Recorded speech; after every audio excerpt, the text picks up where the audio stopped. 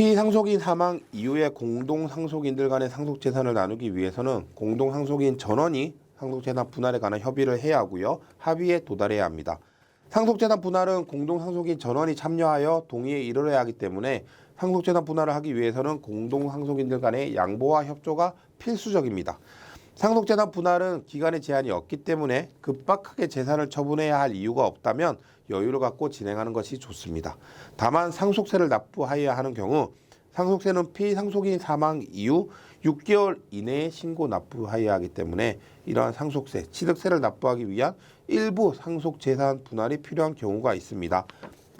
예를 들어 상속재산으로 이러한 부동산이 있고요. 그리고 예금이 있는 경우 전체 상속재산에 대하여 협의가 되지 않는 상황에서 상속세 또는 취득세 신고 납부 기한이 다가온다면 이런 상속세 취득세를 납부하기 위하여 일단 예금이나 주식, 적금 등에 대해서만 일부 상속재산 분할을 해서 이 돈으로 상속세를 신고 납부하고 남은 예금 등의 재산 그리고 부동산은 추후에 나누는 방식으로도 상속재산 분할을 할 수가 있습니다.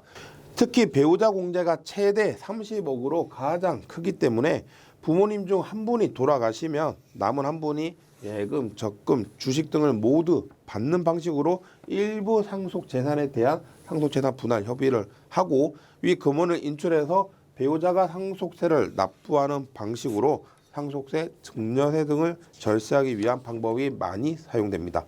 이러한 상속재산 분할을 하기 위해서는 상속재산을 파악해야 하는데요. 피상속인 사망 이후 안심상속 원스톱 서비스를 통하여 피상속인 사망 당시에 재산을 확인하는 것이 필요합니다.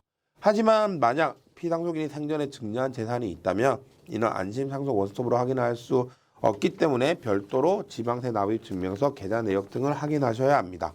상속재산 분할 협의가 어려운 점이 바로 이러한 생전 증여재산이나 유증, 유언대용 신탁 등 특별 수익이 있기 때문인데요. 상속재산 분할 협의를 할 때에는 이러한 특별 수익을 인정할 것인지 아니면 특별 수익을 제하고 남은 상속재산만 나눌 것인지를 반드시 정해야 합니다. 이런 상속재산 분할 협의를 하면 특별한 사정이 없는 한 유류분을 포기한 것으로 인정될 수 있다는 판례가 있기 때문인데요. 물론 단순히 상제분할 협의를 했다 하더라도 유류분 반환 청구권을 포기하였다고 인정할 수 없다는 반대 판례도 있으나 유류분권이 상속권에 포함된다는 점에서 추후 유류분 반환 청구권을 포기한 것으로 될 수도 있으니 이 점에 대해서는 주의가 필요합니다. 또한 공동상속인 중 미성년자가 있고 부모님 중 일반과 상속재산 분할 협의를 한다면 이는 이해상반 행위가 될 수 있기 때문에 반드시 가정법원에 특별대리인 선임을 신청하여 특별대리인을 통하여 상속재산 분할 협의를 하여야 합니다. 상속채무가 있는 경우 상속채무는 원칙적으로 가분채무로서 상속이 개시된과 동시에 당연히 법정 상속분에 따라 공동상속인에게 분할되어 기속되는 것이므로 상속재산 분할의 대상이 될 여지가 없습니다. 하지만 상속재산 분할 협의를 할 수 없는 것은 아니기 때문에 만약 피상속인에게 대출채무나 보증금 반환채무 등이 있다. 이런 경우에는 상속재산을 나누면서 이를 누가 부담할 것인지 어떻게 부담할 것인지 여부도 정하시는 것이 좋습니다. 보통은 현금성 자산이 있다면 대출 채무를 미리 변제하고 남은 금원을 분할하거나 보증금의 경우 해당 보증금이 있는 부동산을 가져가는 상속인이 이를 부담하는 방식 등으로 협의를 하나 정해진 답은 없기 때문에 상속인들과 협의를 통하여 이를 나누시면 됩니다. 네, 이건 상속재산 분할 협의서 샘플인데요. 실제로 사용된 건 아니고 저희가 그냥 간단히 만들어 본 겁니다. 상속재산 분할 협의서는 정해진 형식이 없기 때문에 어떠한 형식으로도 가능합니다. 그래서 이런 상속재산 분할 협의서는 보통 언제 피상속인 누구를 사망했다 특정을 하고요. 그리고 상속재산에 대해서 원만히 분할한다는 뜻을 정하면서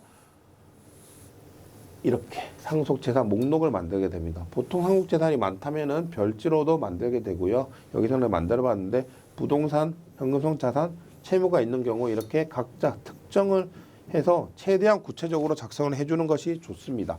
그리고 이 상속재산의 분할을 어떻게 할 것이 방법을 정해야 되는데 예를 들어서 부동산 중 1, 2는 공동상속인 1의 소유로 하되 여기 임대차 보증금 채무는 부담하기로 한다. 뭐 이런 식으로 쭉쭉쭉쭉 나가는 거고요.